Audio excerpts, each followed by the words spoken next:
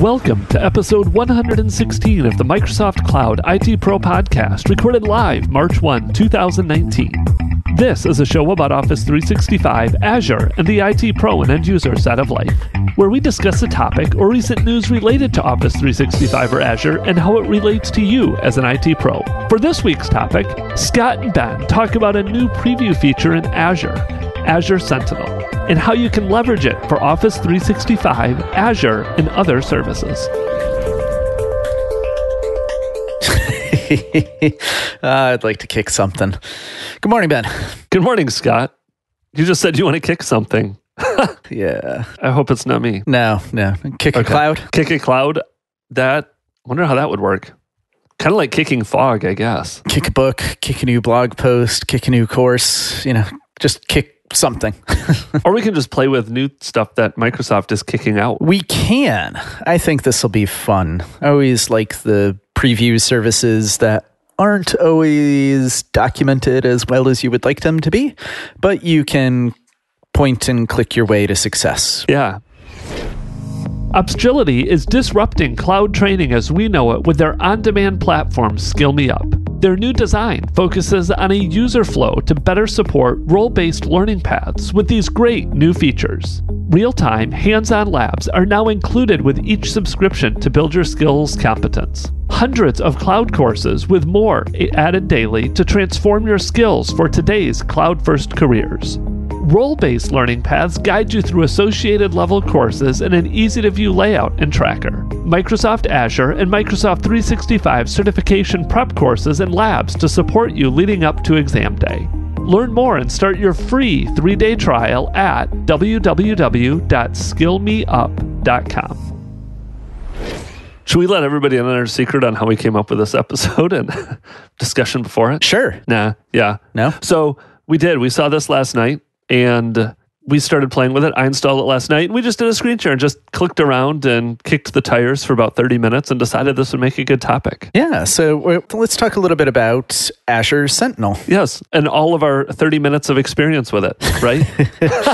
Now, to be fair, I did watch a Microsoft Mechanics video that was 7 minutes long. I didn't learn anything in that video, but I did watch it. Okay. I'm about as prepared as the rest of the field to discuss this. And I set it up last night. So that gives me like an extra 15 minutes that I took to set it up, which gives you a little bit of a preview. So maybe we have like 45 minutes of experience, 52, maybe an hour combined. Who knows? But yes, Azure Sentinel, you sent me this last night, and then I saw the news announcement as well last night. And this was a new service that was announced yesterday, right? In preview? Yeah. So this is a 100% cloud native security information event management system. So it's a 100% cloud native SIEM. Think things maybe like Splunk that you use today, collect all these security events from all these various sources, and then go ahead and aggregate them in one place for not only visualization, but also downstream triage. We're seeing that pass the hash attack, and we need to be able to kind of do RCA on it, figure out what's going on, mitigate it, go back, fix it, make sure we fixed it, and just do all those different kinds of things. So it is SIEM up front, and then it is also a security orchestration automated response solution, or a SOAR solution, which many other security event management products also kind of have automation built into them. In this case, we're talking about the same kind of things. Let's be able to execute playbooks against certain analytic events. So think things that you might have access to. Let's just keep it Azure focused. So maybe you do Azure Active Directory identity protection, and you combine that with something like conditional access. So you see a certain signal comes in. I see a risky sign in, and it's a Sev3 risk based on my classification. Well, now make this conditional access subject for that user authentication so that you can go and drive additional functionality. But now let's lift it outside Azure AD and actually go ahead and put this into other Azure constructs. So maybe services that you run inside of Azure. Maybe you want to look at events inside a storage account or inside an Azure SQL database. or just your virtual machines in general, whichever workload you happen to be running and pushing through. I think it's a pretty nifty solution just from kind of kicking the tires, speaking of kicking things, right? And poking at it to see what it does and how it's getting its data, where it's pulling that data from and potentially kind of querying against it to go ahead and give you these visualizations and then other downstream actions on top of that. Yeah, it is. And it was super easy to at least get set up and, like you said, start kicking the tires of. So you sent me that article last night about the Azure Sentinel. I went in and looked at it. And the very first thing you do, it'll just show up as Azure Sentinel in your environment. And you go in, click into it. And the first thing you need to do is connect an OMS workspace to it. So it leverages OMS in the background for all the... Ooh, you're not supposed to say that word. OMS is not a thing that exists in Microsoft land, except for all the labels that it's on in the Azure portal. So OMS doesn't exist except for everywhere it exists? Well, OMS was a licensing construct. It was a licensing suite. So it's a little bit weird because, yes, you did create an OMS workspace, but an OMS workspace isn't really an OMS workspace. It's called a log analytics workspace. And it's not really called the log analytics workspace, except when you're interacting with the workspace, because really you're going to interact with it through Azure Monitor, where then it is referred to as Azure Monitor Logs. Have I lost you yet?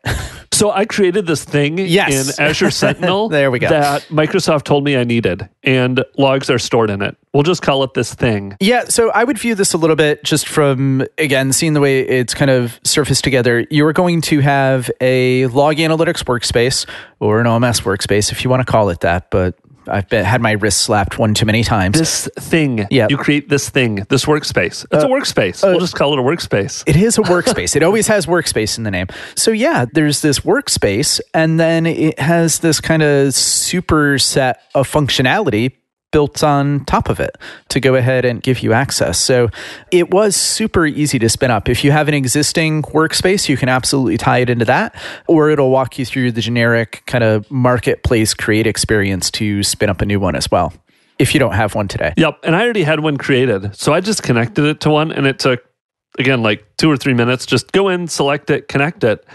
And then as soon as you have it connected, it walks you through starting to pull data into it. So it has all these data collection, probably, I don't even know what it's doing on the end, behind the scenes, probably running templates, PowerShell, all of that. But it has all of these different data sources that you can then connect to it. So it has Azure Active Directory, the Azure AD Identity Protection, Office 365, Azure Advanced Threat Protection, Cloud Application Security, Azure Information Protection. It has all of these Azure Office 365 services, but then you can also pull in other things like Checkpoint or Palo Alto. What other ones are on here? Windows Firewall, the application firewall. Yep, the web application firewall. You've got the app gateway. Basically anything that supports CEF, common event format, to be able to ingest events in some way or another, potentially into that log analytics workspace and have access to that data. So then that you could go ahead and query it. Yep. So once I got all that started pulling in, it actually then recommends dashboards. So they have several dashboards already built in. I think there's like 25 or so different dashboards. And it told me as I connected these different data sources, hey, we recommend you also install this dashboard. So I installed 5 of them a couple of them for Azure AD, 3 of them for Office 365, where it pulls in Exchange Online, SharePoint, OneDrive, Office 365 information. And you go in and you can view these dashboards that will give you some of this information around what types of activities are happening in your environment. I'm just looking at the SharePoint OneDrive because that's where I do spend a lot of my day.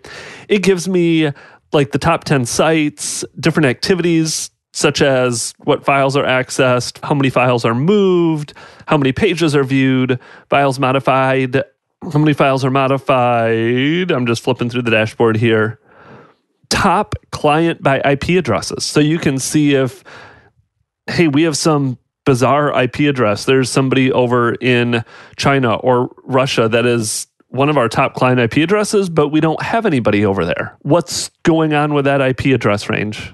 So top users. what are my active users? Do I have users accessing this environment that shouldn't? So that's SharePoint and OneDrive. It has all this stuff around Azure AD as well. And you can flip through all these different dashboards, see the activity. And that's just, again, a quick snapshot to kind of introduce you to it. There's a whole lot more functionality in here too around setting up security alerts was another one of those things that presents you with when you first set it up is, hey, go create some alerts so that you can get alerted on some of these anomalous logins, maybe for Azure AD or certain events that you may want to keep track of because it's going to be considered suspicious in your environment. Yeah. So what I love about this service and the way it's manifesting, just, from spending a little bit of time with it is one of those things that I think really shines and shows how when you're building solutions in the cloud, really you're tying all these other services together. So by being pinned to log analytics as the data source, so that's where your data is stored and queried out of, all of a sudden it opens up all this rich functionality for presenting dashboards and presenting alerts. So, the alerts aren't unique to Sentinel. They're alerts that are coming from just Azure Monitor and the backend alerting system in there. And because Azure Monitor has the ability to use the same queries that Sentinel is using that are going ahead and querying the data in that log analytics workspace, you can go ahead and spin all that stuff up. Same thing for the dashboards. The dashboards aren't doing anything special. Like, I really love that when you install these dashboards, it's actually creating an Azure dashboard. It's not a Sentinel dashboard. It's an Azure dashboard, which is a little bit different. Like, that's an ARM resource. So you can take that dashboard, you can share it with other people, you can apply RBAC to it, you can go ahead and extend it and customize it yourself if you want to, right? It's just a declaration of kind of the data that's in there. So, you want to put like a little markdown tile in there and have some additional context. Awesome. Go ahead. That's what those things are there for. And it's really great that they've just kind of extended that system. And even the data for Sentinel itself, or things that are unique to Sentinel. So something maybe like in that threat management context, when you're considering being able to do any type of hunting or following a threat through, hunting is just an extension of the schema. So the data that's associated with that is actually living down in your log analytics workspace. So you'll go in there and you'll see, hey, here's the query that we're using to go ahead and determine masquerading files or malware in the recycle bin or hosts with new logins.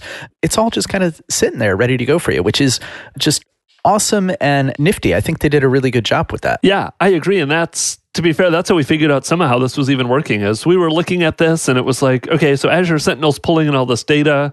When you do these queries or when you leverage this, are you going straight to Office 365? Are you just going to data stored in log analytics? And because they surface all of that and you could see it all, it's like, oh, here's the query. Here's where that data is coming from. So we were able to go into that log analytics environment and dig through all the tables and say, oh yeah, here's this table. That's where this data is coming from.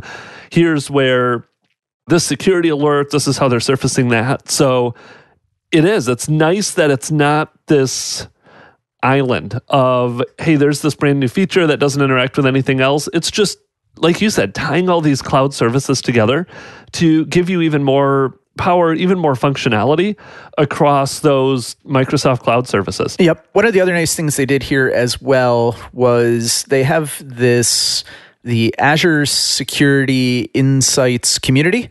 So they went and spun up a GitHub repository just for Azure Sentinel, which has all the declarations for the dashboards, all the functions, a bunch of sample hunting queries that you might want to take a look at based on the systems that you run. Like if you're really interested and you're running a Linux environment and you want to do some syslog queries, they already have it sitting out there for you to go ahead and do things like look at scheduled task aggregation or edits in cron tab or things like that.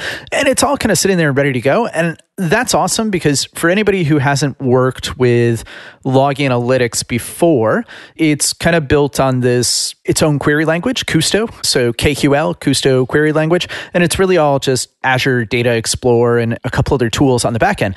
But it's a SQL-like kind of construct, but it's not just straight T-SQL or things you might be used to. So to go ahead and learn a new language can be a little daunting in the beginning, especially when you take a look at some of these queries. So, it's great that they put all the samples out there so you can really lean on kind of the backs of others who have already done some of this work for you. Yeah, definitely. I was just looking at the cases stuff in here too, and they also have this underneath some of the threat management in Sentinel, because that's essentially what this is all based around, is that threat management. Is as you get those different security alerts too, it creates cases in this case dashboard that collects all of those alerts, any logs, anything related to those specific alert triggers that you set up within Sentinel, so that all of that information that's captured as a part of that alert trigger is bundled into a case where you can actually track open cases, new cases, cases that are in progress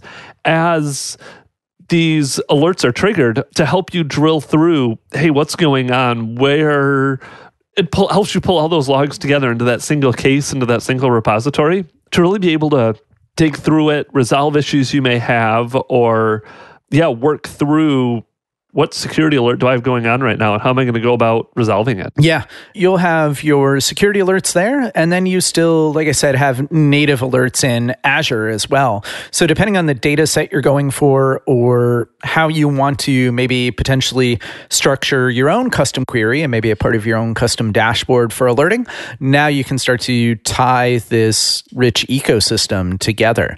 And then that extends a little bit further too. So you can move beyond maybe alerts or cases in Sentinel and think about maybe automation within that environment. So Azure alerts can do all sorts of things natively. They can go ahead and fire webhooks, they can fire functions, and they can also run playbooks, which they've surfaced that functionality natively in Sentinel as well, where playbooks are really just Azure logic apps. So they're kind of using that enterprise integration engine, BizTalk server in the cloud, all that good kind of stuff, to go ahead and tie your environments together however you need to.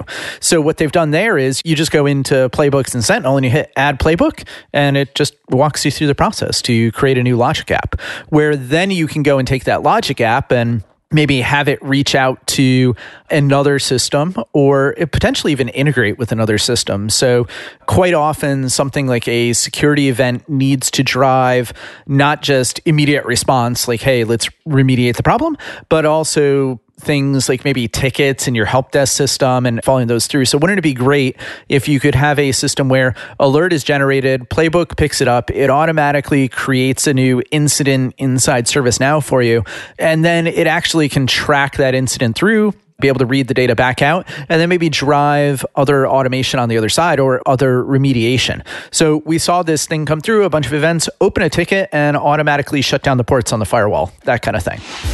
PowerShell is a fantastic tool for your daily tasks as an IT pro. Wouldn't it be great if you could take PowerShell to the next level? With Script Runner, you manage and develop your scripts in a central place. Monitor all PowerShell activities, securely delegate scripts to help desk users and others. Script Runner automatically creates a web interface with no additional coding. Script Runner is the leading all-in-one solution for PowerShell. You're going to the Microsoft Ignite tour in Amsterdam? Drop by and visit Script Runner's booth for free popcorn, a poster, and a chat. So are these playbooks? Because I haven't played with this yet. Playbooks, then... They're just logic apps. So they can do anything a logic app. Triggers then based on something that happens in Sentinel or... Well, it'd be triggers based on something that happens inside Log Analytics. Inside Log Analytics. Because Sentinel is just a query engine. At the end of the day, if I was going to be myopic, that's the way I would view it. It is the query engine to go ahead and get at your underlying data. Yeah, it's going to surface some stuff with cases and things like that. But really, the way that case was generated was based on that data inside Log Analytics. Inside Log Analytics, and this is just surfacing that. Essentially, it surfaces right in Sentinel, because I just went in and created one. So while you were talking about it, I was clicking around and creating it, and it does. You go into Azure Sentinel, you click, create a playbook, give it a name, a resource group, all of those like you would if you were just creating a logic app, and it just gives you that whole logic app interface, almost like I don't know if it's an iframe, but I'll describe it as one, almost as just an iframe within Azure Sentinel to go in and set that logic app up right in Azure. Yeah, it's not giving you much Sentinel-specific guidance there, right? It's just saying, hey, create a logic app. Right, go create a logic app. Doesn't even give you anything. Like, it would be nice if it could, and it may still be coming, where it gives you some hints around how to even create that trigger. Because like I just said, I went in and it creates a blank logic app and says, go add a trigger. And I'm like, well, what is my trigger going to be for this playbook that I'm creating in Azure Sentinel? Because it leaves it up to me to go find the right trigger and all of that to run that logic app. Yeah, they do have a little bit of guidance out there. So I'll make sure that we have links to kind of how to create a security playbook. But there are connectors within logic apps. They actually added an Azure Sentinel connector. So you can go in and say, if you search for just the Azure Sentinel connector inside one of those logic apps, then you'll have access to something like, let's have kind of our if statement. If a response to an Azure Sentinel alert is triggered, then let's go ahead and do whatever we need to do with it to get it to where it needs to be. Okay, and one thing to be aware of too is there, if you are playing with this, is that because Playbooks is just leveraging logic apps in a frame, it's not limiting those or filtering those out to just Azure Sentinel related logic apps.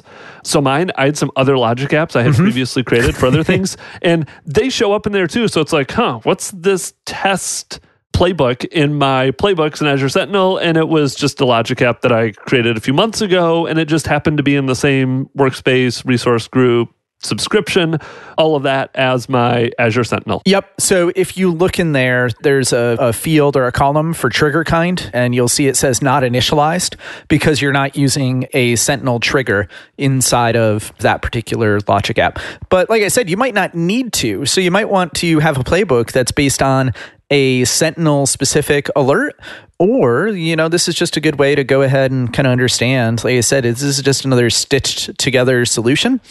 So, you can tie straight into log analytics or something else if you want to as well. Yep. Very nifty. So we've talked about all this functionality and how people should really go check this out and start playing with it and leverage it for expanding on their security for their environment, their intelligent security analytics for your entire enterprise, as Microsoft says in the product page about it. How much is this going to cost somebody? Oh, right now it's free. Sweet. So, the Sentinel service is free while it's in preview. So pricing has not been determined yet.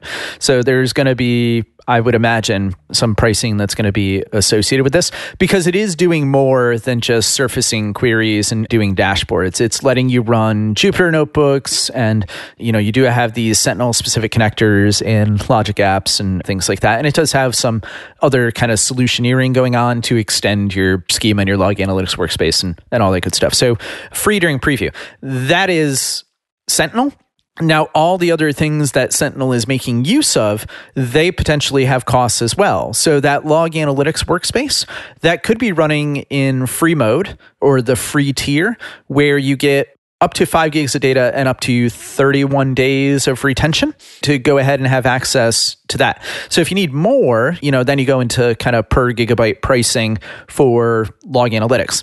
Alerts also can have costs associated with them. So depending on the type of alert that is generated inside of Azure Monitor, there's kind of a difference between metric alerts and log alerts and baseline costs associated with those. And even maybe the number of alerts that are sent out. Like say you're creating an alert with an action group that sends a bunch of emails and SMS, there could be another cost that's associated on that side. And then I'd imagine because it's using just the straight Azure Notebooks service, you're going to have any associated pricing that comes along with that. So if you are starting to get into building kind of Python or R or really anything within those Azure Notebooks or Jupyter Notebooks, you're going to have the pricing that's associated with that service as well. And then let's see what else pricing. Your automation workflows, your playbooks, because your logic apps also have pricing associated with them. And then the other thing that's I think could potentially come into the pricing conversation as well is as you're extending these data sources. So you're maybe doing something like adding the Azure Security Center data source into your log analytics workspace. That requires being in the Azure Security Center standard tier, which means you're paying, I want to say it's like $15 or $16 per node per month for the number of nodes that you monitor. And that's pricing that's specific to Azure Security Center and log analytics and having that solution deployed. It's going to kind of creep on you, but hopefully you understand the underlying costs of these other services that you're trying to pull data out of. Could be a little confusing if you're just getting into it, but if you've worked with it a little while, I think it'll be approachable. I don't know that it'll be as clear as you want it to be. Water can be murky sometimes when it comes to cloud cost, but you could figure it out. Yeah, and I know some of them when I was setting it up too, as you go through like some of the Azure Information Protection or the Advanced Threat Protection where specific licenses are required, or even your Office 365 environment has to be at a specific license, it did give me some of those warnings of, hey, you're going to configure this, you're going to connect to this, but be advised that to pull this data in, you have to have Azure AD P2, or you have to have that Azure Information Protection licensing, so that they did try to at least give you a little bit of a heads up of, hey, just because you're connecting this doesn't mean you're going to see data, because you still have to be licensed for the service on the back end and have the appropriate licenses to actually capture the information and import it in. Correct. Yeah. And just to be clear, that's not Sentinel specific pricing kind of stuff or licensing things. That's all log analytics. So like you mentioned, maybe like Azure AD.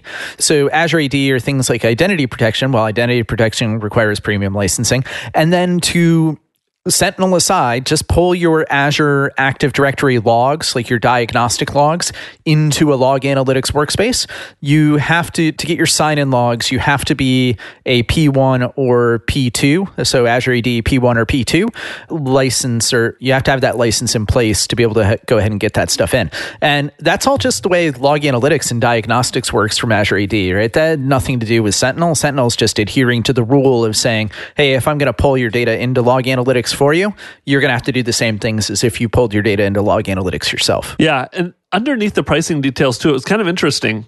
Like you said, once it gets out of preview and we actually see the pricing, we're curious to see how Microsoft does it, because it says, hey, there's no charges for Azure Sentinel during the preview. Pricing will be announced later. But then a paragraph underneath that, it says data import from Office 365 is free. You need to be a licensed customer for Office 365 for the data import. It's kind of murky. Does this mean that with Azure Sentinel, data import from Office 365 is always free? Are they just saying that the data is free, but you still have to be licensed for Office 365? It's not super clear what they're actually implying with those. Yep. If I had to take a stab in the dark for something like that, when they say it's free, they mean that you have access to a log analytics workspace in the free tier. So that has limitations, right? 31 days. The 5 gig. Yeah, 31 days, 5 gigs, all that kind of stuff. And you have to be an Office 365 subscriber to get data out of Office 365. So you're going to have that licensing. So that wasn't free. But you can spin up Sentinel and then have Sentinel deploy that log analytics solution for you, because that's really what it did in the background, right? It went out and spun up a solution. It created an application inside of your Azure Active Directory that could interact with the graph and go ahead and get that data out and all that good kind of stuff. So you'll see that Office 365 preview solution manifest in your workspace, and that solution doesn't have a cost associated with it either. So it'll go out and get its stuff. It might not get you as far as you want it to get unless you start paying for it and get into things like per gig pricing and log analytics. Yep. I think the other thing you run into too is that might be really confusing, just thinking of Office 365 customers, because really you're kind of quasi Azure subscribers, but you're really not, because you don't have Azure subscriptions, but you have Azure AD. So you have that kind of tenant level Azure service. So you might go over to something like portal.azure.com and go say, oh, cool, they told me Sentinel's out and it's free. And you're going to go try and create a Sentinel. It's going to say, sorry, you don't have an Azure subscription. You are only an Office 365 customer. So you're still going to need an Azure subscription, which means you're going to need a payment method associated, all that good kind of stuff as well. Yep, absolutely. Go check it out. Again, it took me like 5 or 10 minutes last night to set it up, to start digging around in it. And at this point in time, it's free. You can do it all for free and keep an eye on the pricing to see what happens once it hits GA. Yep, spin it up, kick the tires. Just keep in mind that because it's based on log analytics, it is at best near real time for data ingestion. Data ingestion is dependent on the solutions and how often they kind of pull for their data, and then how quickly it can go through ETL and be available for query through log analytics and Kusto and all that good stuff. So it's not always instantaneous. Like you might go in there and say, oh, this Office 365 thing was really, that's where I wanted to be. And you'll click next, next, next and do the button. You might not have any data for 24 hours or for 8 hours or for 6 hours. It all depends on the solution you spin up. So you might need to go read a little bit of documentation too, just so you can set the expectation right for yourself in your head as you're getting ready to potentially onboard those. Yeah. Mover is a cloud migration company that specializes in moving your company's files from file servers or cloud storage like Box, Dropbox, and Google into Office 365. Their patented technology makes Mover the fastest OneDrive file migrator in the world. Moving dozens of terabytes of data a day is a breeze.